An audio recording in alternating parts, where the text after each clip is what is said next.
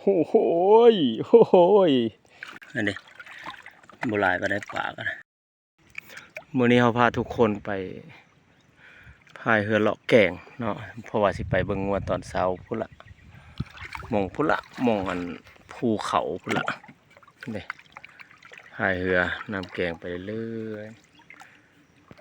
แต่ว่าน้ำท่วมหลายพี่น้องน้ำท่วมหลาย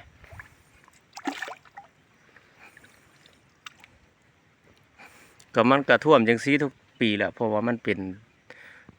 ที่ดอนนี้มันเป็นบุ่งเป็นทามนะมันกระท่วมทุกปีแบบนี้ของมันนี่แหละ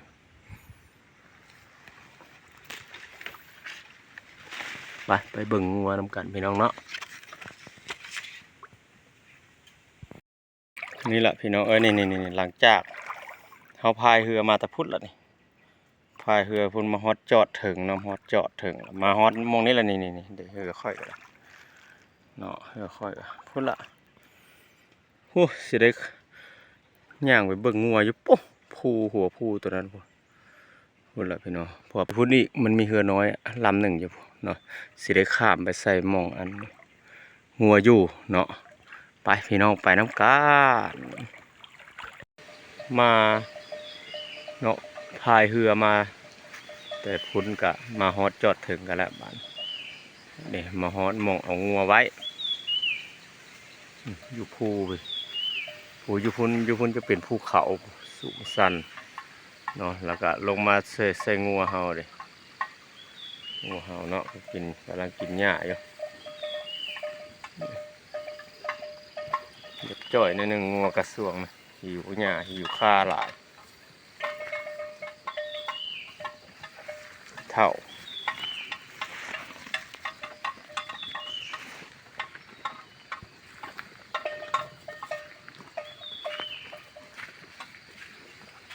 นี่ก็เฟืองแต่ว่าเฟืองก็มีแต่ท่อนี้แน่แล้วก็อยู่ทางเถียงแน่นี่ว่าบริหลวงให้ลายแต่ว่าเอาหนีน้ำขึ้นมาเพราะว่าฝนตกมานี่ตั้งแต่เกือบเดือน7ต่อเดือน8จนสิเบิดแหละเนาะก็ยังตกอยู่คือเก่านี่แหละเป็นพายุเนาะฝนในตกแท้ตกว่าได้ปีนี้ได้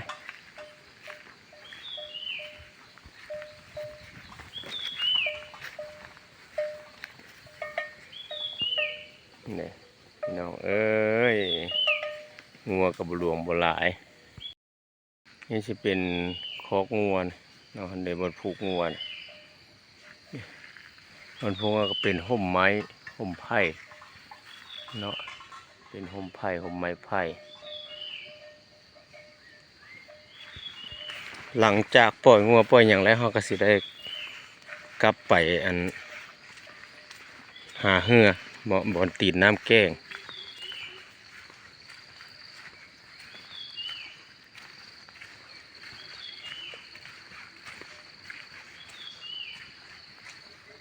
เนี่ยน้ำแกงเหือก็อยู่พุ่นละ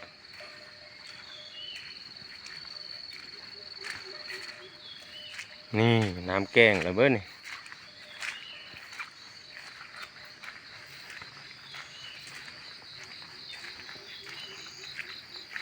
อย่ามองได้บ้านอย่ามองแล้วกับมือ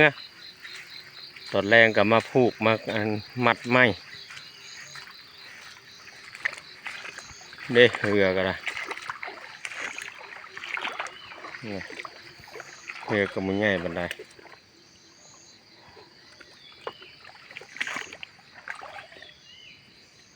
พยายามมองน้ำกันบาทนี่พี่น้องฮอตบอลยามมองเรียบร้อยได้ลักมองก็ได้นี่เฮายามเบิ่งมองน้ำกันสิได้บ่มึงมีฮอตป่าใส่ประจัก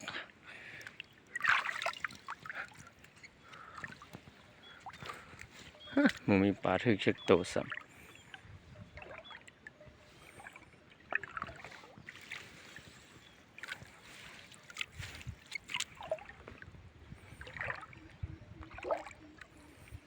มึงมีป่า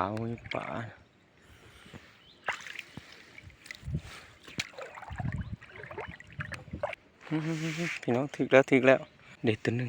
เด็ดป่าโอ้ย นี่ปลาน้อยตัวเดียวพี่น้องเอ้ยนี่พี่น้องยามมาโอ้โหโอ้โห3 ตัวโอ้ย4 ตัวพี่น้องเอ้ยนี่1 2 3 4ได้แล้วอ่ะหลังจากยามมองแล้วเนาะเราก็ได้ปลาพอดี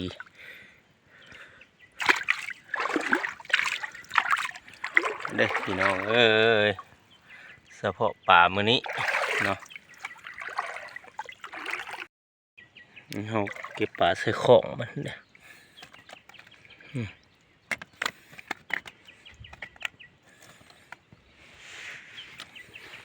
ปลากด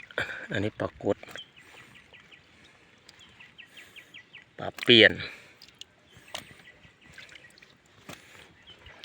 นี่ปลาหมักมางปลาหมักมาง